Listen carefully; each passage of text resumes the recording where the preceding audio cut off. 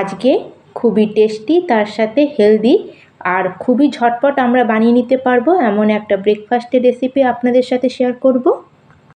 আর আজকের এই টিফিনটাকে কোনো রকম ফ্রাই না করে খুবই সহজভাবে আমরা কিভাবে করব সেটাই আপনাদের বানিয়ে দেখাবো।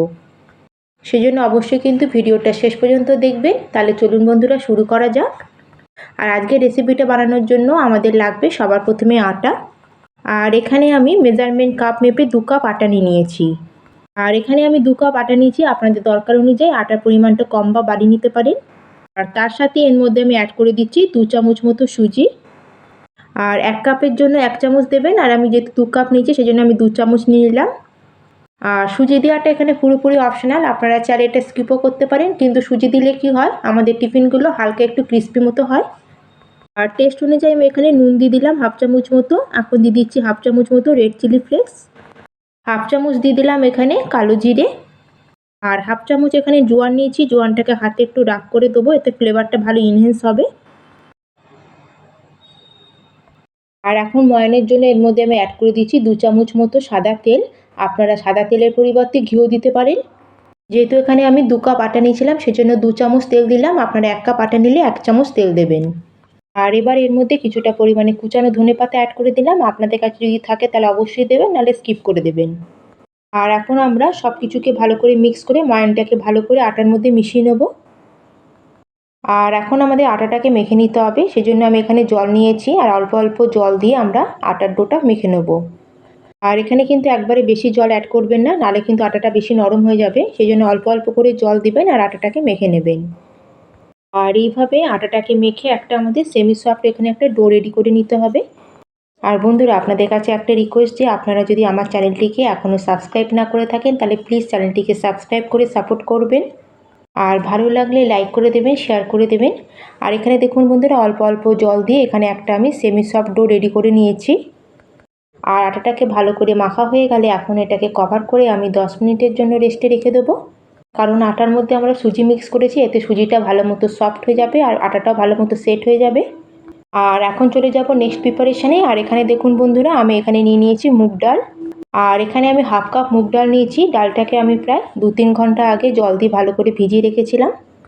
আর এখানে ডালটা কিন্তু ভালো মতো ভিজে একদম সফট হয়ে গেছে, ঠিক এরকমই আমাদের দরকার। আর আপনাদের হাতে সময় কম থাকলে ডালটাকে কমসে কম আধা ঘন্টা আগে গরম জলে ভিজিয়ে রাখবেন, তাতেও কিন্তু আমাদের ডালটা খুব ভালো মতো সফট হয়ে যাবে। এখন মুগ ডালটাকে ভালো করে ধুয়ে আমি জলটা ফেলে দেবো। আর এখানে জলটাকে আমি পুরো ফেলে নিয়ে চলে এসেছি। আর ডালের মধ্যে যে এক্সট্রা জলটা আছে সেটা যেন না থাকে, সেজন্য এরকম আমি একটা ছাঁকনির মধ্যে পুরো ডালটাকে ছেঁকে নেবো, যাতে জলটা পুরো বেরিয়ে যায়।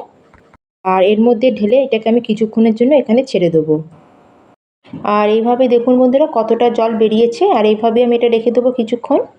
আর ততক্ষণ গ্যাসে একটা প্যান বসিয়ে এদিকে একটা আমি মশলা রেডি করে নেবো।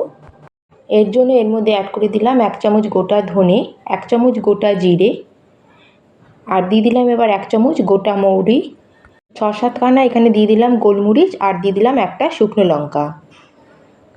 আর সব গোটা মশলাগুলোকে অ্যাড করে দেওয়ার পরে এখন গ্যাসের ফ্লেমটাকে একদম আমরা লোতে করে দেবো। আর লো ফ্লেমে সব মশলাগুলোকে হালকা একটু কালার চেঞ্জ হওয়া পর্যন্ত এটাকে ভেজে নেব। আর যখন দেখবেন এর মধ্যে থেকে একটা সুন্দর হালকা হালকা গন্ধ বেরোচ্ছে, তখন বুঝবেন যে এটা আমাদের ভাজা হয়ে গেছে। আর এটাকে আমি একটু হালকা ভেজে নিয়েছি, এটাকে কিন্তু খুব বেশি কালার চেঞ্জ করব না। এখন গ্যাসের ফ্লেমটাকে অফ করে দেবো আর এটাকে একটা প্লেটের মধ্যে ঢেলে এটাকে একটু ঠান্ডা করে নেব। আর এখন এটাকে সাইডে রেখে দেবো আর এটাকে একটু ঠান্ডা হতে দেবো। আর সেম প্যানের মধ্যে আমি অ্যাড করে দিলাম 1 চামচ মতো তেল। বেশি তেল এখানে দেওয়ার দরকার নেই। আর মুখটা ভেঙে আমি 2খানা এখানে এলাচ দিয়ে দিলাম। আর এটাকে হালকা একটু তেলের মধ্যে নেড়ে নেব। আর এটাকে হালকা একটু নাড়াচাড়া করে আমরা যে মুগ ডালটাকে ছেঁকে রেখেছিলাম সেটাকে এখন পুরো এর মধ্যে অ্যাড করে দেবো। আর গ্যাসের ফ্লেমটা এখন লোতে রেখে এখন আমরা এটাকে কন্টিনিউ নাড়িয়ে একটু ফ্রাই করে নেব। আর এখানে বন্ধুরা প্রায় 3 থেকে 4 মিনিট হয়ে গেছে, এটাকে আমি কন্টিনিউ নাড়িয়ে নিয়েছি। আর এখানে দেখুন হালকা হালকা একটু কালার চেঞ্জ হয়েছে। আর এখানে দেখুন বন্ধুরা এর মধ্যে কিন্তু আর একটুও জল নেই, জলটা কিন্তু পুরো শুকিয়ে গেছে। আর তার সাথে এটা হালকা হালকা কুকও হয়ে গেছে। আর এটা যখন এরকম 50% মতো কুক হয়ে যাবে তখন এর মধ্যে সামান্য একটু হলুদ গুঁড়ো আর টেস্ট অনুযায়ী আমরা নুন অ্যাড করে দেবো। আর হলুদ আর নুনটা দেওয়ার পরে এখন আমরা আরও 2 থেকে 3 মিনিট এটাকে নাড়াচাড়া করে নেব। আর প্রায় 2 থেকে 3 মিনিট হয়ে গেছে, এটাকে আমি খুব ভালো করে ফ্রাই করে নিয়েছি। এখন গ্যাসের ফ্লেমটাকে আমরা অফ করে দেবো। এখন এটা খুব গরম আছে, সেই জন্য এটাকে আমরা সাইডে রেখে দেবো আর এটাকে আমরা নর্মাল টেম্পারেচারে আসতে দেবো। আর আমরা যে মশলাটা ভেজে রেখেছিলাম এটা এখন হালকা একটু ঠান্ডা হয়ে গেছে। এখন এটা আমরা মিক্সিং জারে দিয়ে এটাকে আমরা একটু আধ ভাঙা মতো করে নিয়ে চলে আসবো। আর এখানে দেখুন বন্ধুরা, আমি এটাকে পিষে নিয়ে চলে এসেছি। এটাকে কিন্তু আমি একদম আধ ভাঙা মতো করে পিষেছি, এটাকে কিন্তু একদম আমি ফাইন করে পাউডার তৈরি করিনি। আর এরকম করে পিষলে কি হবে, ফ্লেভারটা খুব সুন্দর আসবে। এখন এটাকে আমি একটা প্লেটের মধ্যে ঢেলে নেব।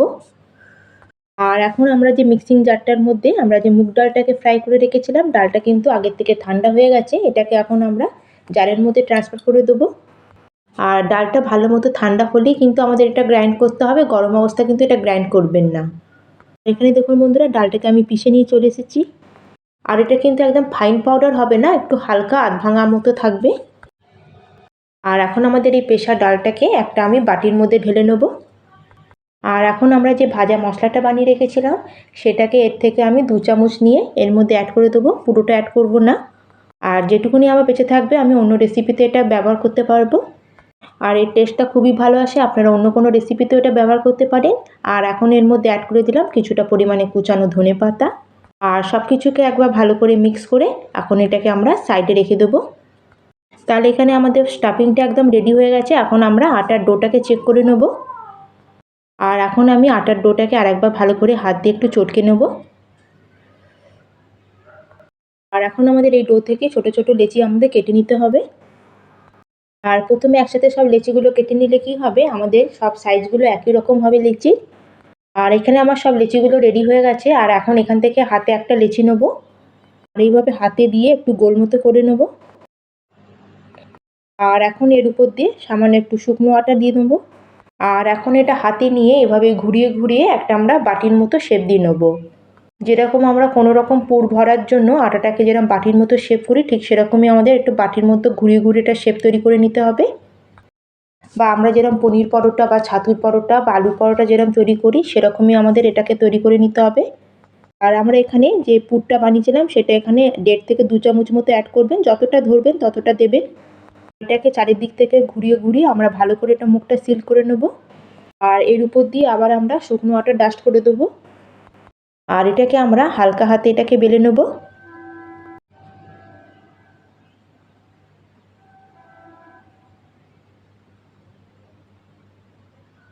এখানে দেখুন বন্ধুরা, যেরকম আমরা লুচি বেলি ঠিক সেরকম সাইজে আমি এটাকে বেলে নিয়েছি।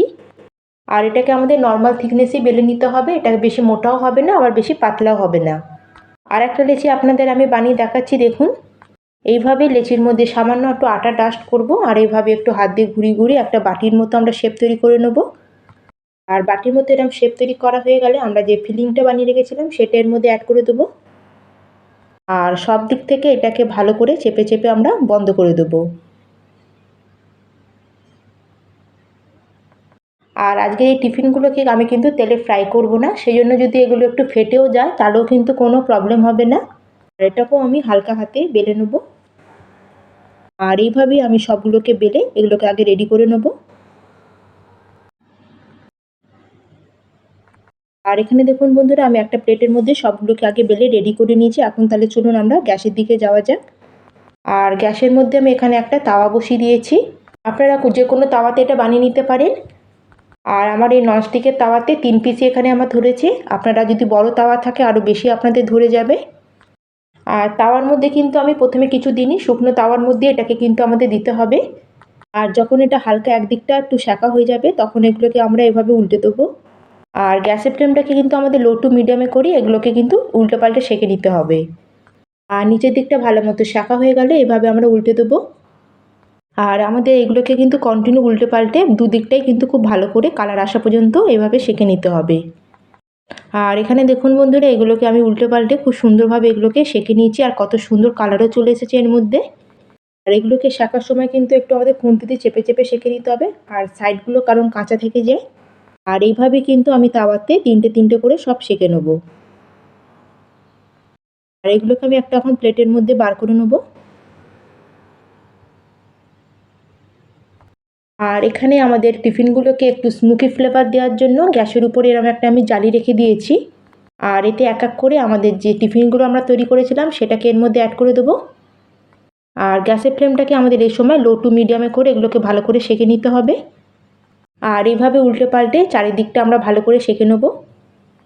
আর এটাকে আমি একটা প্লেটে বার করে নিয়েছি, এখন এটাকে আমি সার্ভ করব। আর আমি সার্ভ করার আগে এর উপর দিয়ে একটু সামান্য পরিমাণে ঘি লাগিয়ে দিচ্ছি। আপনারা যদি ঘি পছন্দ করেন তাহলে দেবেন, নাহলে আপনারা ঘি ছাড়া এটা খেতে পারেন, কিন্তু ঘি লাগালে আর একটু টেস্টটা বেড়ে যাবে, সেই জন্য আমি এখানে একটু ঘি লাগিয়ে নিয়েছি। আর এটাকে আমি রায়তার সাথে সার্ভ করেছি। আর এখন একটা নাস্তা আমি আপনাদের ভেঙে দেখাচ্ছি, দেখুন। আর খুবই টেস্টি আর খুবই মজাদার আর হেলদি একদম নাস্তা এখানে রেডি হয়েছে, আপনারা অবশ্যই একবার বানিয়ে দেখবেন। আর আজকের রেসিপিটা যদি বন্ধুরা আপনাদের একটুও ভালো লাগে, সাবস্ক্রাইব করতে কিন্তু একটুকু ভুলবেন না। এই নাস্তাটা বানিয়ে আপনারা 3 দিন পর্যন্ত খেতে পারেন, একটুকু খারাপ হবে না। আপনারা এটা কোথাও জার্নিতে নিয়ে যেতে পারেন বা কোনো টিফিনেও এটা নিয়ে যেতে পারেন। তাহলে আজকের মতো এখানেই শেষ করলাম, আবার চলে আসবো অন্য একটি নতুন রেসিপি নিয়ে। ধন্যবাদ।